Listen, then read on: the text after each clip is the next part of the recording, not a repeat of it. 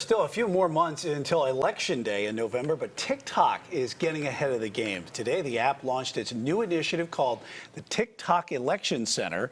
Our chief political correspondent, Emma Withrow, says they're trying to make more of a dent in banning misinformation and political advertisements. Emma?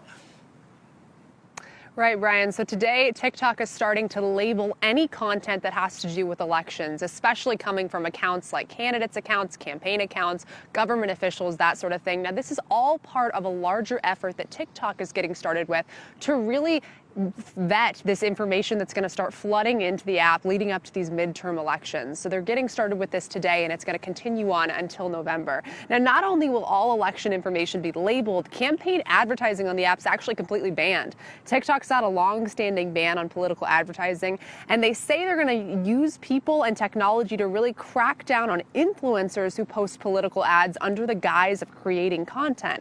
TikTok officials say they're doing all of this to weed out misinformation about the elections and inform Americans on voting access and election dates. Now, the term misinformation or disinformation has stirred up a lot of controversy in recent years, though. Professor Darren Linville has actually dedicated his entire career to studying it via social media. So today I got his take on TikTok's new efforts when it comes to their election center.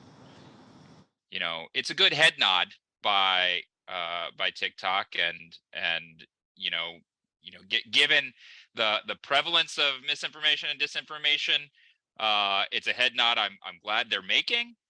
But lots of research shows that these sorts of labels and other labels of information that the platforms believe to be fake news or incorrect in one way or another, they just don't have the effect that they're intended to have, or at least not a large effect. So TikTok's head of safety, Eric Hahn, was unavailable for an interview today, but he said they're actually launching this platform 6 weeks earlier than they did in 2020 because they really want to get the midterms into the conversation even in the summer months. So we still got a few months away, but they're trying to get ahead of the game there. Yeah, you know, it's such a huge influence. And Emma, what is TikTok's reasoning behind cracking down on influencers when it comes to campaign advertising? Yeah, so the reasoning that I gathered was that it's easy to tell when you see a campaign commercial on TV or bus or, billboard. It's more easy to differentiate that that's an advertisement. When it comes from an influencer, it could be seen as them, endorsing a candidate based on their opinion of that candidate or that campaign or that policy. But really, they could be getting paid for that, similar to getting paid for endorsing a skincare product or a protein shake. So TikTok is going to be using real employees and technology to really differentiate between these ads or opinions and make sure they're banning or taking them off the app if they are an advertisement coming from an influencer.